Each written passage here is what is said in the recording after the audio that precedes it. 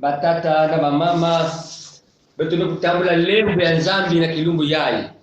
na ukwiza na kuwa mambo ya yangi na kubwa bwana yangi vraiment beto kufutura matondo na nzambi ya beto nina ina beto zola kubanda kilukola ya beto ya kilumbu yayi ya mardi 24 mai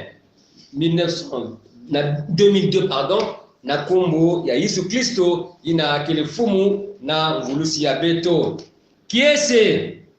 na bayina zabatibawu kele bamputu na kipeve samuti kifumu ya mazulu kele ya bao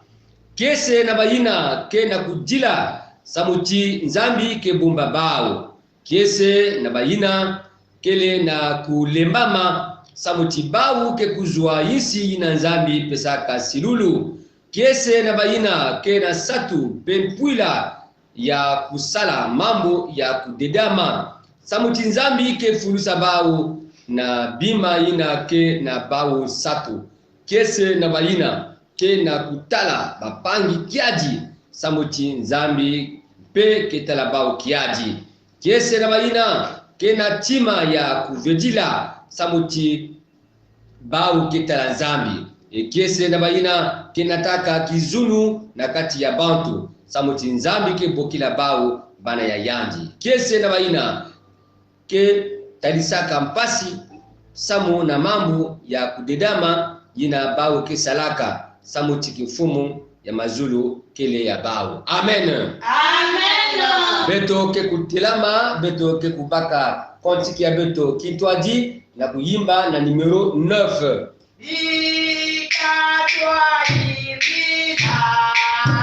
Haleluya amen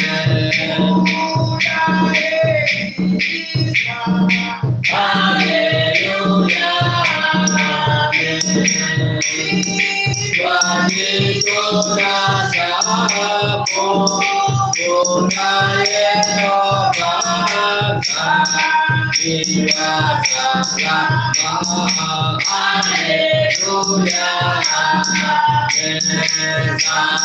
Haleluya Haleluya amen Yeye kapana Haleluya amen Haleluya wetu yote niweze Haleluya amen wakamize Haleluya amen wakembe Haleluya amen Yesu nikusifa kwa wakati wakemisha Haleluya amen kabitokela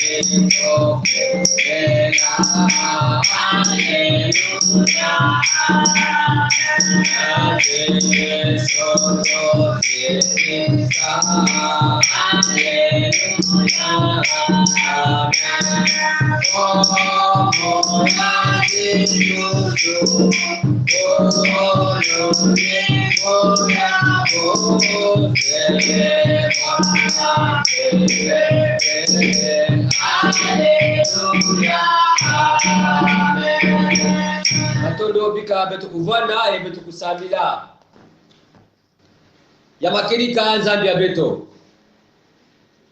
ngekele nzambi na beto kende kufarakana nge na banzambi ya kakave sabuti bimangu ya nge yake mochilu banzambi ya kakave zole ya nge yake mochilu banzambi ya kakave nzambi ya beto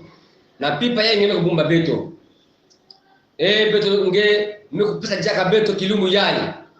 mato na nge fumo samu na zole na levu ya nge eza kukwa beto meku yeko na nge kilukutukulu yayi yina nge meku invite jaka beto sabu tibeto kufaraisa makulu ya nge sabu tibeto kuwa mambo ya nge sabu ti nge lakisita beto zole ya nge o Yesu Kristo kembo so yange zitu so yange bika na kilokula yai nge mosi fumu nge vara mutwalisi ya nene ya tete na kati na kutukuni yai nyoto ina kiluta awa yake misa fumu kumbi yange matondo samuti mambo yange mwesa beto tikisika ina babantu jole utatu bame kuyonzama na kumbi yange ngikena katikati ya bao ebeto meza bati ngikena katikati ya beto na kutukuni yai vwana beto fumu na mbatukunu tena sukunu na kumbu ya Yesu Kristo ina akele fumu na mvulusa beto. Amen. Amen. Dibundu ya zambi mochidu beto mekwiza Yesu mekuyamba beto imeni. Ina beto mekukota na kati na lupangu ya yanji maboko ya tete ina mekusimba beto ya akele ya Yesu. Keseve. Kese. Na ina dibundu ya zambi beto nyoso ina beto mekwiza bika beto kwiza na kiyenge ya nzambi. Ingoma ya Nzambe mbote na biso nyoso mbote lisusu na Yesu atondo ngizulu ya mbote na baina nyoso wamekwiza na suka yai stadi na mame kisambila kana beto ve mebame sula paroisse beto na kukusambila na kutukunya suka ngizulu ya mbote na bakulisho ya mbote ngizulu ya mbote na bakulutu ya dibundu ngizulu ya mbote na commission animation ina mekutambula makula sambu samu na kuanime bikutukuni yai bika fumu Yesu Kristo kufurisa beno pamoja na kipakala samuti en tout cas na kisabi ya beno ya mbuta mumbutu ngizuli ya mbote na beto babiselo ya paroisse ya Mayangi ina batao noso en tout cas beto kele na dibundu kisika mosi na ina na beto yoso tolobi to yana biso malango tata Nzambe akambola biso pela biso ya ano na kula kisa kiese ya beto bekulomba nzimbu na commission animation ngetala panyange pesa ni mbote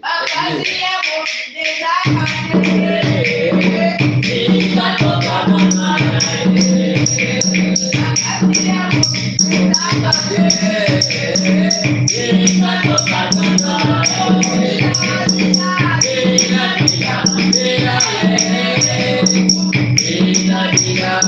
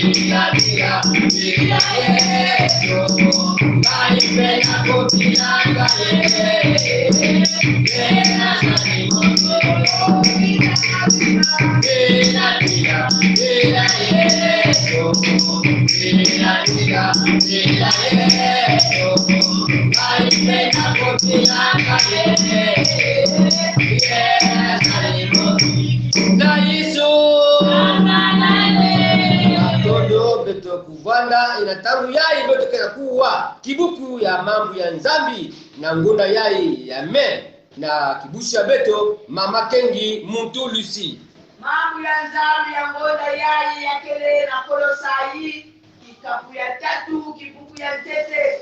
ikuma Kristo lutoba bina benamuka jengele mvwana na Kristo balubakala lwa nzambi na luputu. Colossiens 3:1. Si donc vous êtes ressuscités avec Christ, cherchez les choses d'en haut, où Christ est assis à la droite de Dieu. Na lingala ba Colosse mokapo ya misato eteni ya liboso na bongo soki bosidi kosekwa na Kristo esika moko bolukaka makambo na likolo kuna efandi Kristo na loboko na Nzambe na mobali. Amen. Amen. Et peut-être que yimbila Cantique 59, mais avant peut-être yimbila peut-être que lomba na kibusi ya beto mama parfaite na kusambila samu na kuyekola mambo ya nzambi na maboka ya mosi kusati Yesu Kristo ndila mpele ya longo kusasa beto samu na kuwa kubumba na kusadila mambo ya nzambi beto ke kusambila jaka matondo Yesu Kristo na inangeni kupesa beto kilunga bubu ya mfumu baya mingi Yesu Kristo mekutambula na kele levo ya ive metata ntangu kuyonza mahawa mfumu petkela kubomitila na kele presence ya mpeve ya longo ya kuisa kuyaya na kasi na kifulu ya data afekto ndego solo ya mambo ya mfumu ya kuvanda orienté ya kuvanda dirige na mpeve ya longo Yesu Kristo ntangu mekulunga ya bedo ina bedo bana yange mekukuza si makulu yange na kuwa ina kele mambo yange ya longo tata Nzambi mambo ya mfunga kele majabe ta kimpeve ile kusala kwa ya bedo bedo kukula na kimpeve bedo zama kujana na kimpeve Yesu Kristo alors tata ni ya bedo kuyekuzila kila kele kimoko ya mfumo bika tukuvana kisielo yange ina mekusula na suka ya mfumo na kudikia meme yange mfumo tata Nzambi kufa nyonso kila kimuntu yanje tata Nzambi kama mwelo nyonso inaboza mutata za kukota na kudistra na kisielo ya mfumo mebika titata lulendo ya mpeve ya longo funa kubasika ina kisielo ya mfumo afeke bete kutambula yao ya do bete kusentir la présence yange bien kaya do mama ya ndo solo ya mambo ya longo samu kingemo titata Nzambi ngene Nzambi ya longo na mkungu wa Yesu Amen. Amen. Cantique 59, toi dis. Beto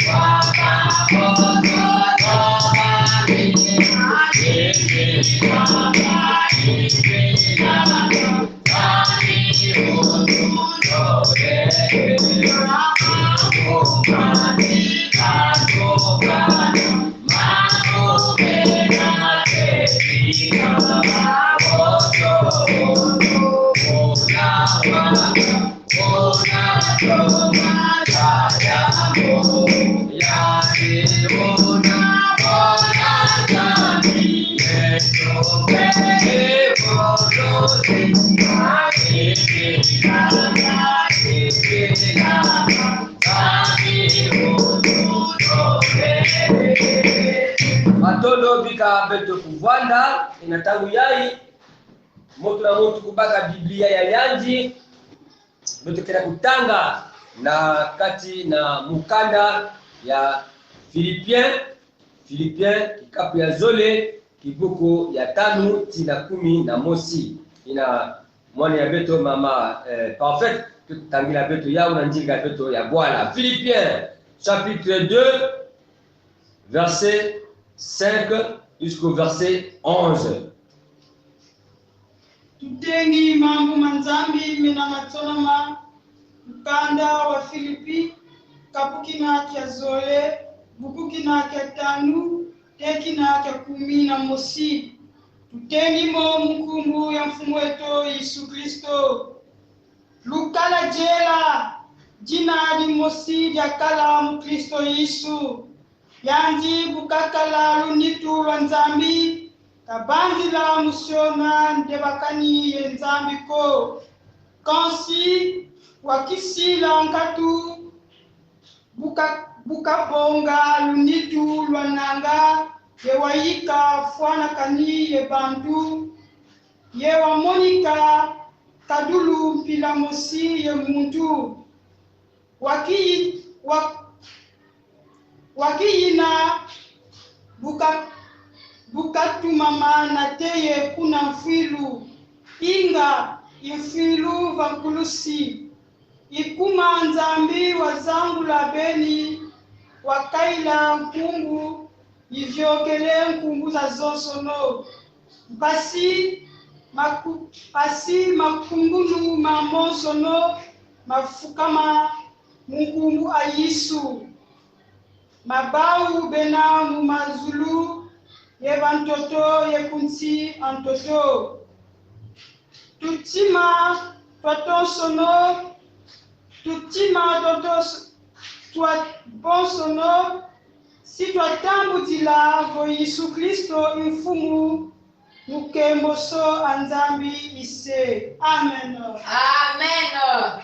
Ayez en vous les sentiments qui étaient en Jésus-Christ, lequel, existant en forme de Dieu, n'a point regardé comme une proie à arracher d'être égal avec Dieu, mais s'est dépouillé lui-même en prenant une forme de serviteur, en devenant semblable aux hommes et ayant paru comme un simple homme. Il s'est humilié lui-même, se rendant obéissant jusqu'à la mort, même jusqu'à la mort de la croix. C'est pourquoi aussi Dieu l'a souverainement élevé et lui a donné le nom qui est au-dessus de tout nom, afin qu'au nom de Jésus, tout genou fléchisse dans les cieux, sur la terre et sous la terre, et que toute langue confesse que Jésus-Christ est Seigneur à la gloire de Dieu le Père. Amen. Amen. Batata na bamama, itu ya samu ya beto, ya lumingu yai. Il est monté au ciel, abouti na likolo, yandi mekwenda na zulu. Yandi mekwenda na zulu. Oui, batata na bamama. Na inabete kutanga mambo yai. Ba verse yai ke na kulakisa. En tout cas, ba mambo ina lutaka kuna na luwa wanu ya ntama. Mutuna Esaïe 53 yina ke na kuzonza. En tout cas na beto wapi mambo yina fumu ke bwabwana yao. Qui a cru à ce qui nous était annoncé? Qui a reconnu le bras de l'Éternel? Il s'est élevé devant lui comme une faible plante, comme un rejeton qui sort d'une terre desséchée. Il n'avait ni beauté ni éclat pour attirer nos regards, et son aspect n'avait rien pour nous plaire. Méprisé et abandonné des hommes, homme de douleur et habitué à la souffrance, semblable à celui dont on détourne le visage. Nous l'avons dédaigné, nous n'avons fait de lui aucun cas. Cependant, ce sont nos souffrances qu'il a portées. C'est de nos douleurs qu'il s'est chargé et nous l'avons considéré comme puni. Ni mambu ya zambi yina mikudi isaya zonjilaka yao. Ba mambu yake kumina fumu ya beto na tangu inanike vana awara toto. Oui, mais nakulakisa usiti yavoliki na kati ya bangibudulu na banzimbu yina dibundu ya ntama l'église primitive bavali kuyimba na kulakisa yina kuminaka fumu ya beto. Alors ma verset ya iko tumekutanga du verset 5 jusqu'au verset 11 yakele na kulakisa ba façon ya fumu ya beto, c'est-à-dire les caractéristiques du Seigneur. Waba mambo ina vraiment ya mekutagila yandi. Alors ya tete il a existé avec Dieu. Yani vandi kila nzambi avani kuisa ana toto yani vandi ki na mazulu esika mosi nataka nzambi ya zole yani kile égal na nzambi samuti yani kile nzambi na kuzabati Yesu kile 100% homme 100% Dieu donc na mazulu aussi yani vandi ki nzambi ya tatu bien que ton Dieu yani mekuma muntu samu na accomplir le plan ya nzambi plan ya pulusu ya beto nyonso beto betalati ya makirika ya papa ve ina yani mekuiza na toto awa na kubalula muntu ende kubutama mutilu babantu nyonso mutilu ngena munu abotami pona kosala ete alors oyo nzambe asalaki kokangana kati na plan na ye yango ekokisama pona yo na ngai ya minei. Alors Yesu ye azwaki apparence ya moto te mais ye azalaki moto ya solo pona ete alors ye azwa lolenge na yo na ngai pona koyaka awa na toto lolenge kozwa nzoto ya masumu na yo na ngai. Alors ya mitano ye atiki volontairement ba droit na ye na likolo ba privilège nyonso oyo en tout cas azalaki na yango pona kolakisa bolingo na Nzambe pote Nzambe ye atindi ye na bolingo atindi ye na moteni balite atindi ye na bolingo te mwana kenda kuyo na se pona kokokisa mokano na ngai ye Yesu ye atiki ba droit na ye atiki ba privilège na ye na likolo pona koyaka awa na se pona yo na ngai. Alors ye akufira epulusu pona masumu na biso masumu na yo na ngai po ete alors biso tozala ko affronter te liwa ya seseko nzali metala mbote ti Yesu fen kuiza ana toto sabuti bampasi na vani kuvingira ngena munu lufo ya makululu ye na vani kuvingira ngena munu en tout cas beto ko affronter ya uve samuti alors beto meku boko doa samuna kutambula mpulusu na sika tata nzambi. Oui, Dieu l'a honoré en raison de son obéissance. Nzambi meku zangula yandi samuna kutumama ya yandi tata na mama. Voilà motindu nzambi ya beto motindu Yesu yani meku kudiata na toto awa nzambi tata yani mosi. Alors meku tula Yesu na maboko ya yandi ya kibakala na kulesa tia makirika yani meku nunga eza meku place yandi na sika ya mbote na mazulu yani mefutuka jaka na kisika yani ya tama samuti yani menunga Satana na mongo ya Golgotha. Voilà ba façon na Yesu ina yani mekujata au na toto façon ya Yesu ina yani mekuleta motivu exemple na ngena munu samuti beto aussi ba ina mekunjima kumwa Yesu Kristo beto kujata motivu Yesu mekujata. Comment ne pas reconnaître en Christ notre Seigneur et ne pas nous consacrer à son service? Samura ikive page ya munu beto lenda na kuzawati ya makilika nzambi kele fumu yani kele Seigneur ya beto yani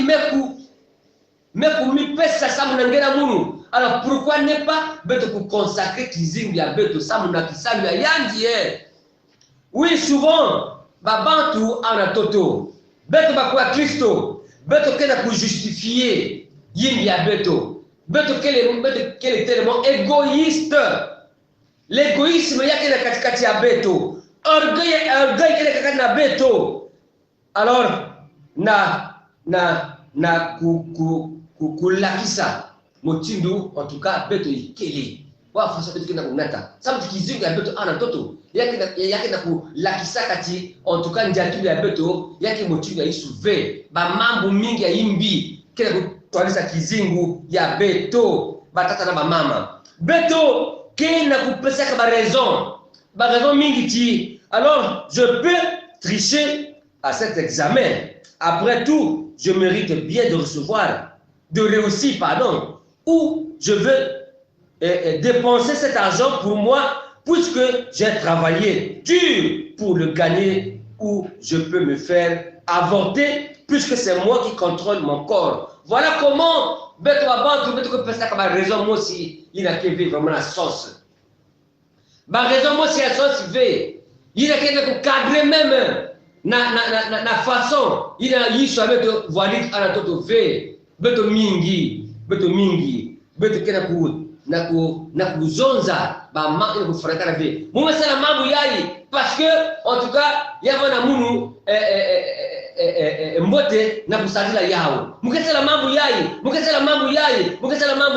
ba raison échappatoire ba raison yina kena kulakisa ki kwa Kristo ya beto ve ona sika ya nzambi na kutuba ba raison asiki ce n'est pas bon d'avancer des raisons échappatoires parce que cela ne va pas nous arranger mon frère ma sœur beto kele ve na raison na avancer sababu kinyosi na beto kisalaka ni Yesu kesalaka luzori ya yani ni Yesu kezolaka beto ni Yesu kesala bimangu na kati na kizingu yange na ya munu et c'est pourquoi yake le mbote si beto me ku déclarer na kulanda Yesu il faut beto aussi s'engager na ku vivre motindu Yesu me ku vivre awana toto ina nyoso beto me kuwa beto kulakisa kimini ya beto kulakisa humilité ya beto nasike babantu nasike inangeke salaka mon frère ma soeur sois humble au milieu de tes frères dans ton service là où tu vas au marché sois humble nakati na nzonzolo yange nge kuluka sabuti Yesu kulukaka si Yesu kulukaka ve nge na munu zola na kwa mazulu asiki mpia beto zola kwa mazulu ve mais Yesu meku kuluka Yesu yani meku s'abaisser yani pouvoir vraiment obéissant na tata yani enge na munu aussi betu obéir na mambo ya nzambi betu obéir na dibundu betu obéir na kisika betu bekele na kulakisa ti ya makelika betu ke na ba caractère na Yesu na kati ya beto oui na kulakisa na ngeti na munu ti Yesu mekusala preuve na ba mambo noso bame kufinga yani vutula kufinga ve bame bula yani vutula kafe bame sema yani mambo noso yani mekuvutula ataki mamosi ve yani kusala masumo asiki oui zawati beto aussi beto ke kuzangulwa na kilumi ya masukina si beto kena kujata na njila ya Yesu nzambi si beto mekubaka exemple ya Yesu ni yina nzambi kezangula beto merci yake yina ve ngenda kuzangulwa aziki mpia beto keluta na jugement ya Yesu Kristo c'est pourquoi mon bien-aimé nous devons nous dépouiller de notre corps de notre orgueil être humble devant Dieu et les hommes être obéissant voilà à la voix du Seigneur. Alors batata na mama samu na kumanisa iki ngena munu beto zola kuvanda ku beto zola kusala samuti nyoso ina beto kesalaka yau yake samu na kukemisa kakazali. C'est pourquoi dans 1 Pierre chapitre 2 yake na kuzonza na beto yai 1 Pierre chapitre 2 les versets 24 et 21 jusqu'au verset 24. 1 Pierre 2, 21 à 24. Mais kuzonza na beto inki. 1 Pierre 2, 21 à 24. Et c'est à cela que vous avez été appelés. Parce que Christ aussi a souffert pour vous, vous laissant un exemple, afin que vous suivez ses traces. Lui qui n'a point commis de péché, et dans la bouche duquel il ne s'est point trouvé de fraude. Lui qui injuriait ne rendait point d'injure. Maltraité ne faisait point de menaces, mais s'en remettait à celui qui juge justement. Lui qui a porté lui-même nos péchés en son corps sur le bois, afin que mort au péché, nous vivions pour la justice. Lui, par les meurtrissures duquel vous avez été guéris. Bikanzambi ina mekusolange na munu mutimba meme yangi na njira ya mambo ya makelika beto kutambula mutundu kifwani ya yangi ana toto samo tina kilume ya masukina beto siku tambula museno na kumba Yesu Kristo. Amen. Amen. Oh, mukata kurusu.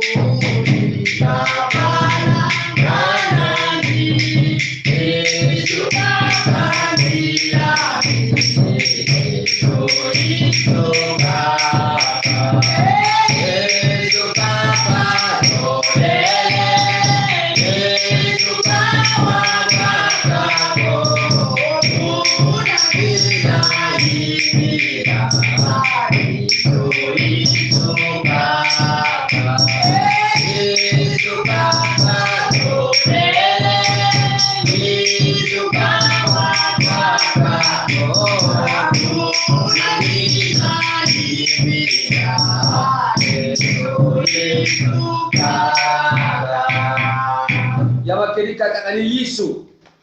yani kele ke diabeto ni Yesu yani kena lulendo samo na kusalisa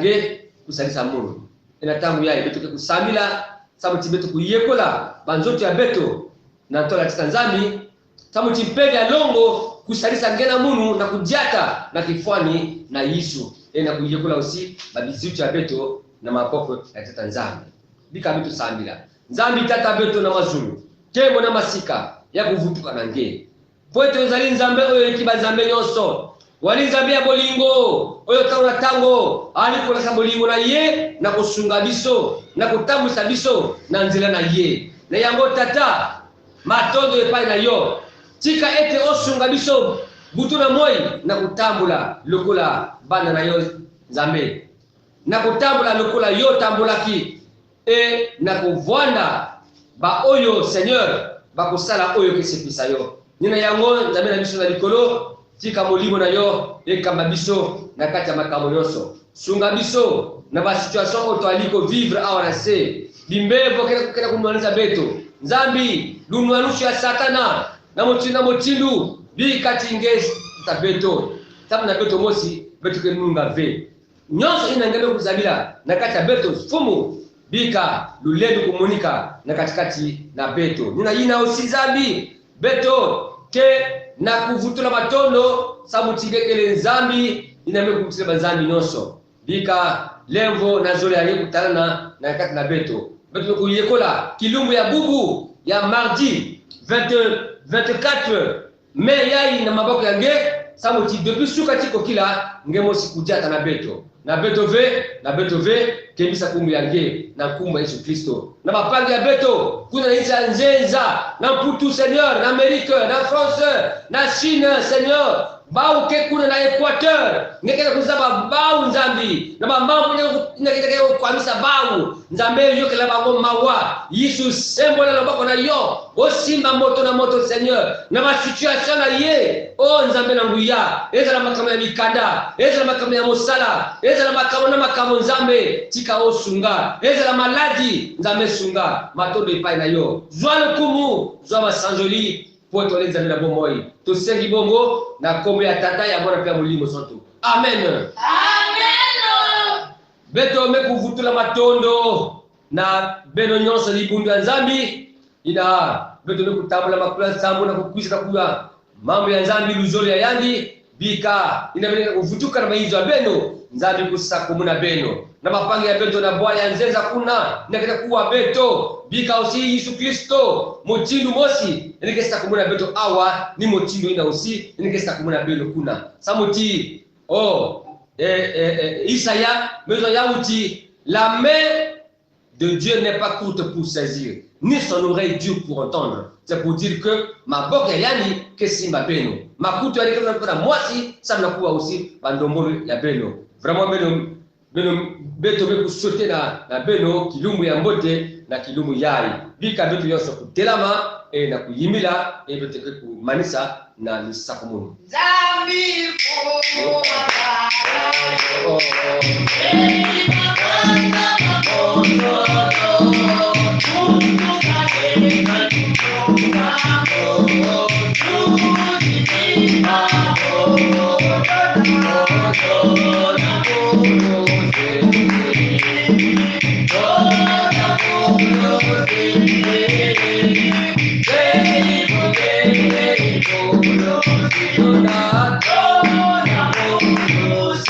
Yeye fumu eto Nzambi eto ufweni mutambula ntembo